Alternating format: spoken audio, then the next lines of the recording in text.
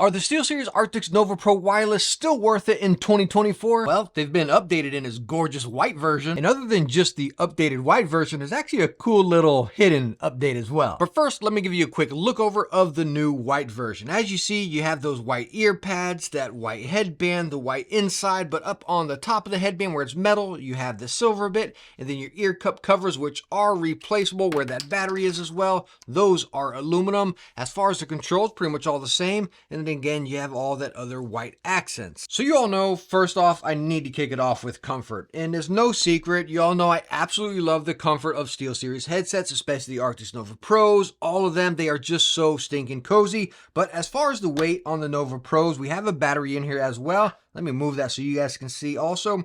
341 grams, and they are not heavy by any means. They just rest right on the top of the headband. Tons of adjustability, as you see. Now on the new Nova line, as you all know, they actually have adjustable arms. When the old Novas, they did not have that for the Pros, but again, tons of adjustability. You can also adjust that headband in there on those 3 notches, just adjusting that in. So tons of adjustability. As far as the ear pads here, the size, plenty long, plenty wide, and plenty deep right there, as you can see. Now the ear pads that come on the Nove Pro wireless here, they are, I think it's also the Nove Pro wired. I'm not sure about that one, but they are fully pleather on the inside, on the outside. So yes, your ears do get a little bit spicy in here, but it also plays with the ANC that's in this. So it's going to lock out the sound coming from in and out, and then with the ANC, so the fully pleather ear pads help out with that. Now, if you have some wicked cushions from your previous Nove Pros, they are going to fit. They're going to be the exact same. You can just pull that ear pad off, bam, snap your Arctics or your wicked cushions on there, and you're good to go. Same fitment. Now we just need wicked cushions to make an all-white ear pad to match these. I'll touch base with them for us. Now this is the one update that I am super happy about it. It was a big complaint with the original Nove Pro, so I'm going to pop off this ear pad here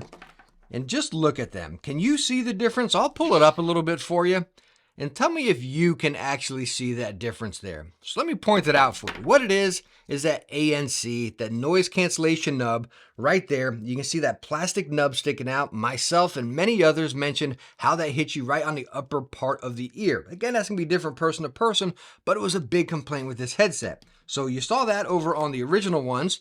Now look at the new one here. It's this really tiny little thing coming out there. It does not touch your ear at all. It is I asked SteelSeries, and yes, it is a different microphone in there, but as far as active noise cancellation quality and the sound, it's the exact same. You still have that great cancellation. Not Sony, Bose, or Apple by any means, but it definitely does the trick for sure. I'm so happy to see, again, SteelSeries listen and make this change, because that big old nub was annoying. So as far as comfort, it's no secret. They are absolutely hands down stinking cozy. SteelSeries just does comfort the best. So how about build? This may be a concern for some people, especially with SteelSeries, how you got that one hook coming over here to the side. Some of the other SteelSeries, they kind of latch over on the other sides. On my original Nove Pros, the ear cup did get a little bit loose, and you see you got a little bit of play right here, but I honestly don't really get worried about this because you got so much moving parts around here to everything kind of bend and flex how it wants. Like when I twist it, the ear cups move with it. So I don't really get worried about it at all. As far as these, they're in there pretty nice and firm. You got the headband that you can wash, take off, the ear pads can be replaced. So the build, again, it doesn't worry me at all. And they just feel incredibly premium in the hand. Now, as far as features and functions, the new white version is the exact same, but that is one of the shining points of the Nove Pro wireless, or the Nove Pros in general, is the adjustability and the customization within them. As far as on the headset, you have your power button over here, your mic mute, which you get tones in there, and you actually get that light on the microphone whenever you mute it, which we'll do that mic test here shortly. You actually get the volume wheel up and down, your 3.5. Over here, you have your Bluetooth, which is a simultaneous Bluetooth, and then coming over to your station. Now, this is one thing I wish they would have done with the white set. I wish they would have made the station white as well. That would have been really cool to have it on the desk there, really separating it from the original ones, and I think it would have been really cool with that stainless knob. I don't know, that's just me, but I wish they would have made this white. But again, as far as the base station, it's one of the shining points of this headset, being able to control and adjust everything on it. Heck, just muting or setting your volume, and then your settings of the headset, and then diving deeper into EQ settings right on the station, on the fly. I absolutely love the simplicity and convenience of this. All right, so now I want to go ahead and show you the software. And while I'm showing you the software here, I am using a microphone on the SteelSeries Arctis Nove Pro wireless. This is just the straight core settings here. And we'll go into Engine here. Let me find the product we are using. We're going to flop right down here, and now you have the engine. As you see, it's showing the white one. Here's my traditional smiley curve, which we're going to talk about sound after this here. So again, if you want to see this, there's all of my numbers down there. As far as the audio, mic volume, you can see it's a little bit above halfway here. The gain I have set to high. And then we have side tone. By the way, right now I want to talk about this side tone. Side tone is on low, and this is a pretty comfortable point right here for side tone, right? When I turn it to off, I've gotten used to side tone. Like, I like this low. Now, when I crank it up to high, I sound like I have a walkie-talkie in my ear. Coming over here to medium, I feel like medium and low is pretty similar, right at the same. It's when you get to high where it sounds quite different. Again, I don't like it at high, but low is pretty nice if you got an environment where you need to be talking low. You don't want to be hollering into your microphone.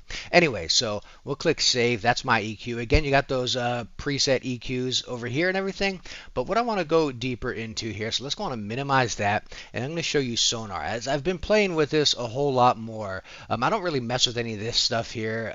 The balance is more if you're like a streamer or content stuff. But anyways, I come in here to game and dabble with this. I don't really play around with my EQs. When I go into Engine, I play around with my EQs and stuff.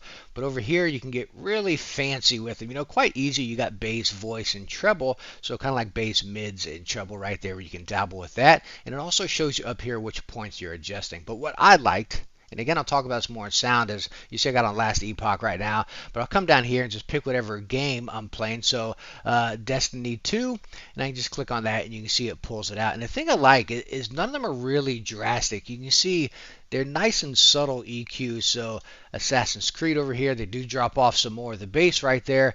And again, it just pulls all the sounds out. But again, with me playing, let's see what they do for Call of Duty. You can see they are dropping a bass. I don't play Call of Duty anymore. I'm kind of waiting for the new one. Hopefully it's any better. But they do drop the bass, and that's one thing I can tell you they did. Like, let me pull up the Halo. So I was playing some Halo 2. Where are we at here? Halo Infinite. And did I say Halo 2? I meant Halo Infinite. But you can see a lot of FPS games, they drop the bass down here, but they're still pulling it out right when we get to the mids here. So it's not echoey or that tinny type of sound.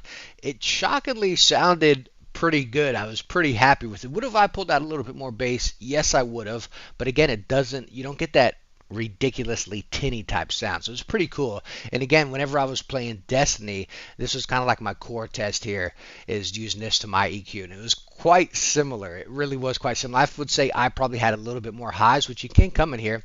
So even if you got like Destiny or whatever, you can pull it out. And where's that band going to be? If you want it to flow a little bit more, as far as those highs, pretty cool to be able to adjust like that. Or of course Engine, which is just a little bit easier to dabble with this stuff, and this is pretty much my EQ. Now again, even though I've covered this headset so much and I've rambled about the sound in multiple videos, I want to touch base on it here because I've tested so many new headsets and other headphones, and I want to talk about where these stack up now in the game of all the headsets and headphones out there. And with these getting that 10 to 22,000 40 millimeter drivers and everything, I've mentioned these compared to the old Arctics. They are a little bit more bass heavy. I don't even want to say bass because it's not thumpy, but you definitely have that fuller sound than the original Arctics. If those were a little bit too screechy and high pitched for you, again, this will kind of be a little bit better. That's why I originally liked the original Arctics, because they were very high pitched, and I used to play a lot of FPS, and I like the highs and FPSs. This is a more well-balanced, rounded sound. And as I showed you in the software there, talking about Sonar, which I have been dabbling and playing around with a little bit more. And what I did is I kind of took like my EQs, which I like that smiley curve, but then I dabbled with it with Sonar, playing like Destiny, for example. And it was so close to my EQ that I was like, okay, this is pretty cool. So I dabbled with it with Halo, Last Epoch, so on and so forth. And it was so cool how close it matched up to my preferred sound, where nothing is brought out to the extreme. Like a lot of preset EQs and headsets are like, gosh, they just took away all the bass, or they just screeched out the highs or something, Now, you can't pull out too much bass with this, because if you try to crank that bass up super high, it will get a little bit overdone. And I don't want to say drowned out the other sides, but it will be prominent, And So again, keep your bass kind of, I don't want to say halfway. You can pull it up halfway from full max right there, you know, but if you try to like max it out and get like some punchy rumbly bass, it's not going to work out for you. So again, it's a headset with that immersion and detail still, and a lot of nice clarity, and being able to adjust it again when sonar or right on your station right here is so stinking awesome. And I had an absolute blast. And whenever I use this headset, I never catch myself saying, let me get back to my Meze Empyreans, $3,000 headphones, right? I'm never in that moment where it's like, let me get back to something else. I can use this headset all day long. And you know what? Talking about using this headset all day long, something I forgot to mention in features and functions is that battery swap. Well, it's actually underneath the other ear cup here. I can just pop that battery out, swap it out with the one in here, charge that one up, put this one in mid-game, and it'll sync right up and you're good to go. So with the SteelSeries Arctis Nove Pro wireless coming in at $350, it is one of the more expensive headsets in the class there.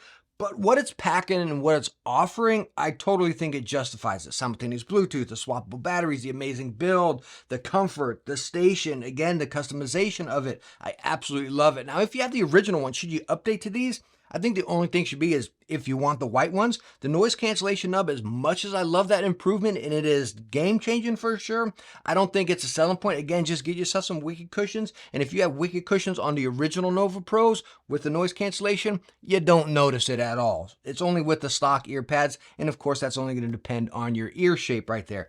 But again, as it's sitting, I think these things are absolutely gorgeous. I still to this day love this headset and highly recommend it. And I hope this video was able to help you out, and I hope you enjoyed it. If you did, please hit that thumbs up. Don't forget to subscribe, and I hope to catch you in the next one. Bye now.